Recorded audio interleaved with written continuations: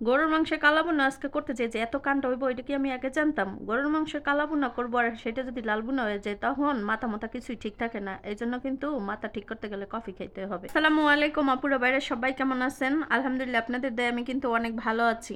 গরুর মাংসের কালো ভুনা করতে গিয়ে কিভাবে লাল ভুনা হয়ে গেল, কি ঘটছে আমার সাথে এটা জানতে হলে কিন্তু সম্পূর্ণ ভিডিওর সঙ্গেই থাকতে হবে। এদিকে কালো ভুনা করবো আর তার জন্য কিন্তু ফ্রেশ ভালো গোস্ত লাগবে। আর এই গোস্তটা কিন্তু একটু বেশি দাম দিয়ে কিনে আনছি আর তার ভিতরে কখন বড় বড় হাড্ডিগুলো ঢুকাই দিচ্ছে এটা কিন্তু বুঝতেই পারিনি।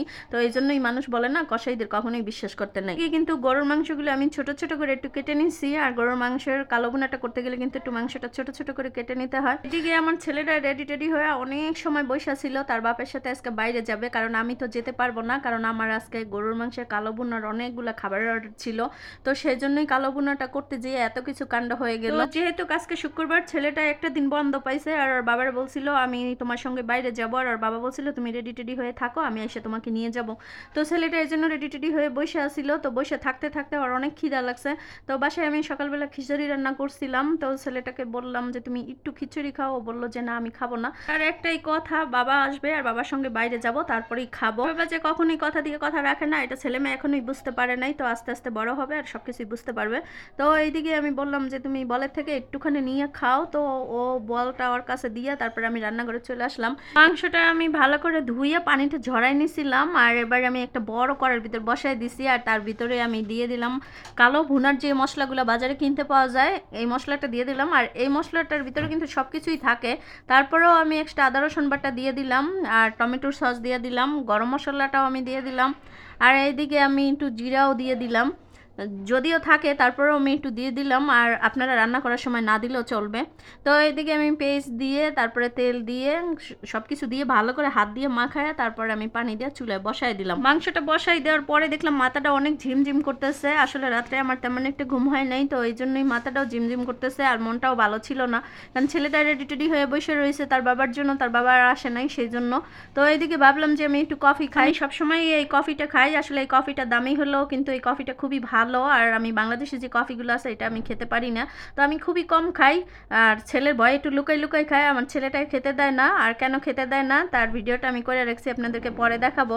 আমার ছেলের জন্য আমার কফি লুকাই খেতে হয়, কারণ কফি কিসের জন্য খেতে দেয় না, আমার এতটুক ছেলে আমাকে যে এতটা ভালোবাসে, মাকে যে সে এতটা ভালোবাসে, আমি আল্লাহর কাছে এর জন্য শুকরিয়া আদায় করি। তো এইদিকে কফিটা খাওয়া শেষ করলাম আর শেষ করার পরে এসে দেখি মাংসটাও বলক চলে আসছে আর চুলাটা একটু কমায় দিলাম।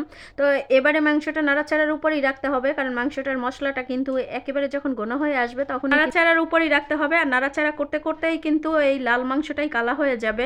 তো আজকে আমি লাল মাংসটাকে কালা করব না, আমি যখন কালা ভুনাটা আসলে করা শুরু করছিলাম, এই যে নাড়াচাড়া করা শুরু করছিলাম আর নাড়াচাড়া করতে করতেই এই মাংসটা কালা ভুনা হয়ে যেত। তো তখনই আসলে যারা মাংসটা খাবে তারা ফোন করলো যে কালো ভুনা করার দরকার নাই, মাংসটা লাল লাল একটু রাখলেই হবে, বেশি একটা কালো করার দরকার নাই। এই কথা শোনার সাথে সাথে মাথাটা একবারে গরম হয়ে গেছে আর তখনই সাথে সাথে ইচ্ছা করছিল রান্নাটা একেবারে টোটালি বন্ধ করে রাখি, এখন আর রান্নাই করব না। তো রান্না করার সময় মনের ভিতরে কিন্তু একটা এনার্জি থাকে আর খুবই খুশি মনে আনন্দ নিয়ে তারপরে রান্না করতে হয়। তো সেই মাঝখানের থেকে যদি কেউ রান্নায় বাধা দেয় তখন কিন্তু এত মেজাজ গরম হয়, তখন কিন্তু রান্নার মতো থাকে না। তো মাংসটা হয়ে গেছে, পেস্ট ভাজা দিয়ে দিছিলাম আর এবারে কাঁচা পেস্ট দিয়ে ভালো করে নাড়ে চেড়ে তারপরে তুলে নিব। এর থেকে বেশি আর কালো করব না, মাংসের কালো বুনা একেবারে মন ভইরা কালো বুনার মতো করব। আর সেটা যদি লাল রাইখা উঠাইতে হয় তখন রান্নার মতো থাকে না। এদিকে গরুর মাংস রান্না করা তো হয়ে গেছে আর গরম ভাত দিয়ে আর গরম গরুর মাংস সাথে সাথে তারা খাবে।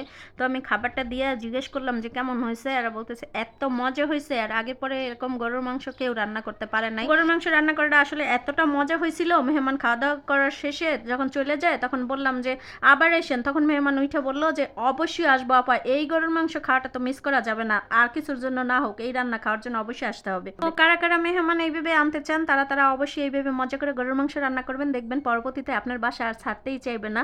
তো আজকের ভিডিও এই পর্যন্তই ছিল, আপনারা ভালো থাকবেন, আমার জন্য দোয়া করবেন। আল্লাহ হাফেজ।